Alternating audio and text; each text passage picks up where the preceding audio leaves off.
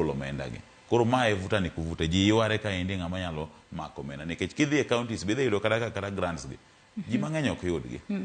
Kanya kasani koro nitiere jod bura mamoko kwatiyo kod ranyisi nitiere jod bura mano ma Mandera East mano Hussein wa Wetana. Nyaka sani koro wacho ni en no yiere kod gino ma nyoro no wacho ka koro wacho ni onge tiende medo counties omenda to pok gineno gima counties osebedo ka timo kod omenda mosebed ka imiyogi. Nyalo bedo ni mane moko kuom to ma jod bura nitiere godo kotudore kod chwalo ne counties omenda mathoth tok gine any return kata gima counties tiyo kod omenda makamano.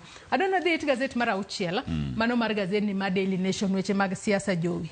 Nyaka sani koro jatend piny Kenya William Ruto wacho ni en owuon osechako keto piny okenge kata osechako yiko chenro mano mare mar laro komten piny Kenya kendo yiero mar higa mar 2027.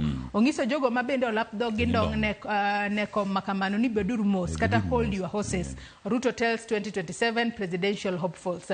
Nyaka sani koro ongiso gi kanyo ni gin seche moko giloso to pok giketo piny okenge motegno mano mar laro komten piny Kenya e yiero mar higa mar 2027. Ng'ato nyalo bedo ni penjore sani ni en ang'o ma ipango mano motelo ne 2027 e kinde ma koro jo Kenya biro bedo ka dok e debe.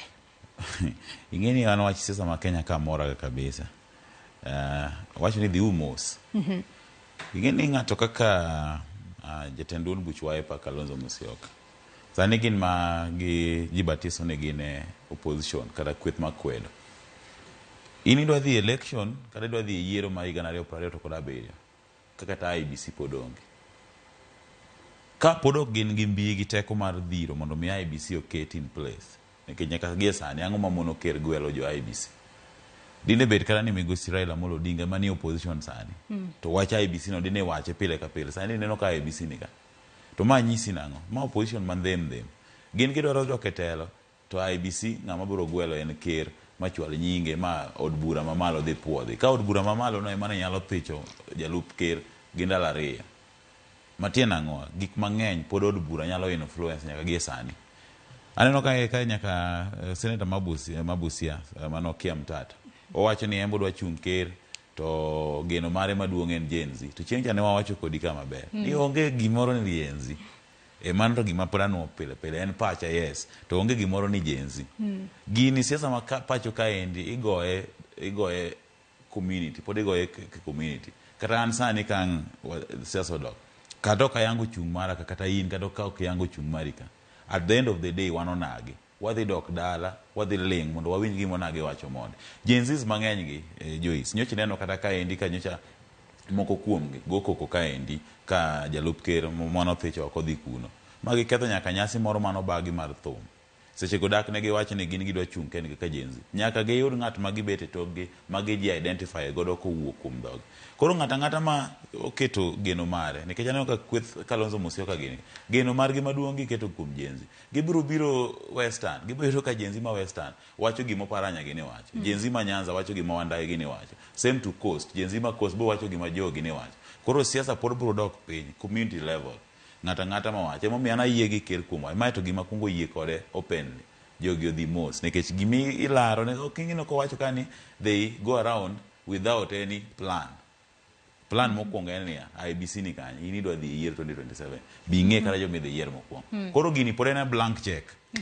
Ate kinego bende kinde mane Ruto nitiere county ma Taita Taveta odiochieng' manyoro bende no wacho ka ni nitiere joma thoth mosebedo ka nyise mar mondo mi oduokane jogo mosebedo ka seyo sirikal mare kata ka kwedo sirikal mare kata kamano wacho ka joni osenyiso gi ni beduru mos giwacho ka ni tem mogik biro bedo higa mar 2027 sama koro jo Kenya ema biro bedo ka tego ji e debe. Ongiso gi ni ng'ato ka ng'ato beda mos oikre e yo makare kata kamano aseneno ka joma thoth moting'o Martha Karua ma en jatend duond bura mar NARC Kenya juma mokalo e kinde makoro ne giwuok ayanga e riwruog siasa mar Azimio ne giwacho ni gin bende gintiere kaka gidwa loso duond bura margi mar mondo mi kaber gin bende gibede kod ng'ato e yiero mar higa mar 2027. Gai mar Wiper Kalonzo Musyoka bende waneno kosetemo wuok oko ayanga kata kamano wang'e ni magi gin mana weche mag siasa ma podi medo gore pacho ka. Adwa dhi it gazet mar 7 mano mar gazet ni ma Daily Nation. Wang'eyo ni jalup jatend piny machon mano Rigathi Gachagua od fwambo mano mar NTV nodayo dhoge chieng' Jumapil. Nowacho gik mathoth e kinde interview makamano. Kata kamano, nyonyiso jo Kenya ni sa bedura beda mos. Abo bedo ka nyiso gik mopogore opogore kowuok kata ewi jatend piny Kenya William Ruto. Gazeto nikeka ni Gachagua. With time, I will expose Ruto to Kenyans. Bakendo koro nowacho ni kara koro ng'eyo gimomiyo mane en jatend piny Kenya Uhuru Kenyatta ne kwero jopiny mar mondo mi kik god ombulu ne William Ruto. Kata bedo ni William Ruto ne jalup ne kuom terms ariyo. Owacho ni Uhuru ong'eyo gimomiyo nosiro Raila Odinga mano lwedo. Owacho ni e kinde mabiro mbele okobi siro lwedo kata kapo kalure kod osiep manentiere godo kod Ruto en ne trust Ruto kaka jakristo. Kata kamano owacho ni kinde mabiro mbele obotiyo kode kaka jasiasa kalure ni bedo truthful man nene kaka jal ma jakanisa ema koro nokelo ne ajema mochuo thiche oko e apisi. Penjo mara mokwongo ni Migosi Gachagua gi luor makende ofwenyo gigi karang'o nikech obedo gi ker nyaka sama koro thiche oko.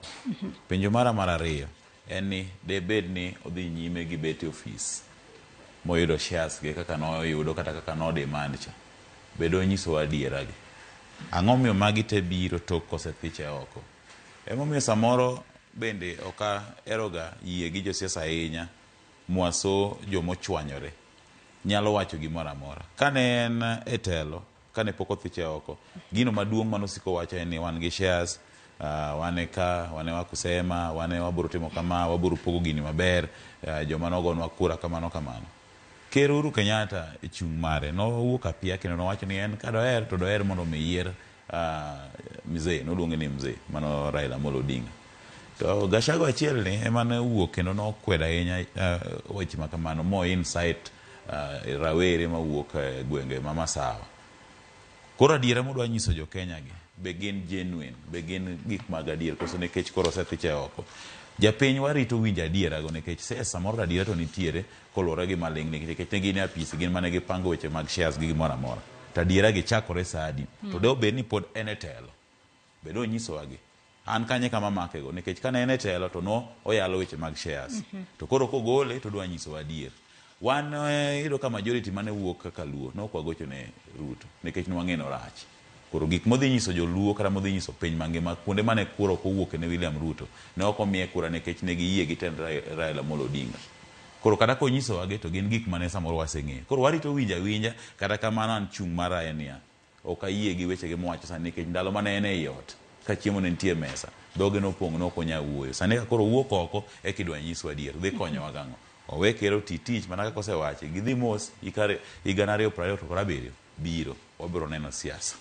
Kata kamano kwa nyalo mana ng'iyo ata glance kanyo moko kuom gigo mane jalup jatend piny Kenya machon Rigathi Gachagua nowacho e kinde mane dadhoge nowacho kanyo ni gimomiyo nothiche oko e apisi en ni kalure ni nitiere moko kuom chenro mago mag sirikal mane okosir lwedo kochiwo ranyisi ne okodwar mano Adani Deals wantiere kod Social Health Insurance Fund ka bende nowacho kanyo ni jatend piny William Ruto notiyo kod omenda mathoth keto kumba manyien mar thieth mano ma Social Health Insurance Fund kipimo kod omenda ma seche moko do tigodo e upgrading NHIF omenda ma do tigodo e upgrading NHIF nowacho ni netin kipimo kod omenda makoro ochak godo kumba manyien mar thieth mar Social Health Insurance Fund wacho ni mane achiel kuom gigo mano kwedo weche mag abductions mane itimo ne jo Kenya ka achiel kod jogo mane wuok oko mar kwedo paro mar chik mar omenda mano Gen Z mage moko kuom gigo mano wacho ni ne okwedo ka achiel kod wechego mag housing levy wacho ni kalure kod kaka nochungo komo tegno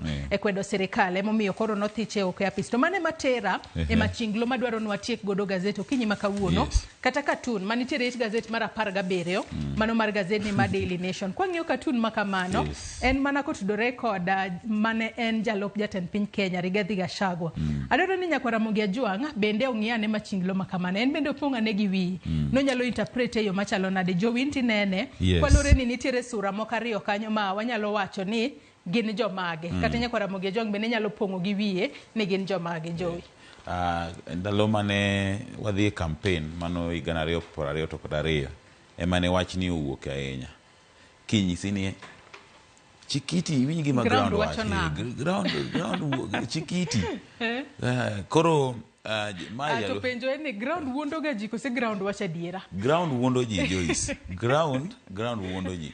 Nikech ground ni nyalo wuondi sama ibiro gi gimoro to ine kende. To kiwuka me dhi magachi, naneno gino ndalo campaign. Kiwuka magachi kadha choget kacha modhi ma ilora gate ni. Ground lokore. Bwana, ino kinyal bwana. Samoro ibiro timiyo ji, samoro ni miyo ji 100. Kore miyo ji 100. Sama imiyo gino to gidware kendo gidhi kawe. To kiwuka ni to ginyisi bana 100 konyoga ng'ato ka donjo ni to chiwo 500. Ine kende to kowuok ni we warita ne ng'ama biro. Joyce be chak biro chok miyo 1,000. Joyce imiwero. In short, ground wuondo ji. Aya, wabie machienglo. Jatelo ni morwako kondo mar Kingi ni.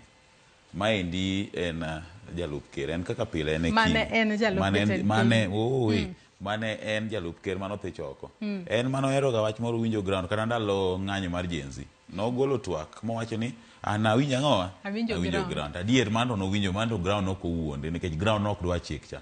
Koro winjo ka sani kochiko ite ero owinjo ground machingo ng'ama okulore no. To chiko ite mopoko osenyore nyaka chuodho. Ground odhiek. Ground nitie kaka otop sani. Kata iwinje to okomi the right thing. Koro sani ero giwinjore ka ground mokwongo mowinjo en joute fwambo. Siko wuoyo kodwa, wambe wanyise gima piny wacho nikech wata adier ute fwambo to wacha adier. Wata wawinjo ground nikech gima wachopo nyaka ground makata ka en Joyce to wuoyo mondo mi owinji. Koro en osiko mano owinjo ground to gimo owacho ne ute fwambo to siko mani aburo wacha adier. Koro we wariti wawinja ni to adier mowacho nikech kata iwacho machienglo no owacho mana weche thieth, weche adani, weche ng'anyo mago dong gik mwang'eyo. Koro warita ni to odhi personal koso ntiere adier mowinjo. Nyakora Muge Jong bende nyalo pimonwa kata nyalo pongo gi wiye ni machinglo makamano nyiso nango nikech waneno ka ng'at ma bende orwako botai maratong kanyo ma bende sura ne chalo ka jatend piny Kenya. En bende oting'o luth moro kanyo kata kamano en to wakia no parango to akia gimomiyo jago moro ni to koro oting'o gita no nyalo bedo ni omaanisha go. En wer miwero ne jo Kenya pile wabiro loso, wabiro timo en Tokwane. Joyi wach ni mogik ka watieko nonro mar gazeti. Wach na mogik Joyce, chieng' moro ne wawacho kodi kaindi wach mar lawi 1 hour ni. Lawi 1 hour. Sasa ni ntiere gik mang'eny ma joluo timo maber ma ok wanya wacho ni rach. To ido ka samoro kata Joyce kata ka kari kaindi ngini jalendo. Ok ochuno ni nyaka nyis ji ni lendo. Eka ji ong'e ni jalendo by virtue ni jalendo kata ana jafwambo ji ong'e na jafwambo, we need not to tell. Koro nyocha wan gi wuodwa moro na Tommy Sepa nyocha wacho ni wane kiundiko ya wuotwa moko tich mokwayo maber mogolo example gi joma no osetiyo wacho ni ndalo mane gitiyo nenore. Koro sani kowacho kamano to en koro gino koro lokore ayany koro lepo wanawa ng'ani lawe wanawa to en ayany. Aparo ni sani nyaka gie sani ka ng'ato wacho gima genuine kata ka in e bwo ng'ato mineno ka gima wacho no to en gima genuine ko kwani andike wuotwa e tich mano kwa kwedo ng'ato. Koro ido ka sani koro joluo koro loko platforms mag social media gi kuonde yenyi in the name of walawe wanawa rita kanya duogo forward adwa lawe forward to keto gina yenye makoro kata gima ber mane wanyalo address ki joluo nikech gima ne jathum Tommy Sepa wacho ne en gima ber maka joluo no riwelo to nyise ni wami ng'ano sa wabro neno gima timo. Koro ido kwa loko platforms gin mana mag yenyi in the name of lawi 1 hour, lawi 4 hours, arite kanya lawe 3 hours, lepo 1 hour gi 2 hours gi 3 hours ni. Sani koro waloke koro bedo gima wajishem godo. Akwaya ni ka ng'ato wacho gima ber man gi pek wariwe lwedo to wawe ponde wach lepo 1 hour ni. Kikiro section moro chia koni, section moro chia koni. Kaka joluo kaka jonage jomobidhore. Wae wach mar lepo 1 hour to wawacho gik moko dhi kare makata gima ne genuine cha koro wawuota e down.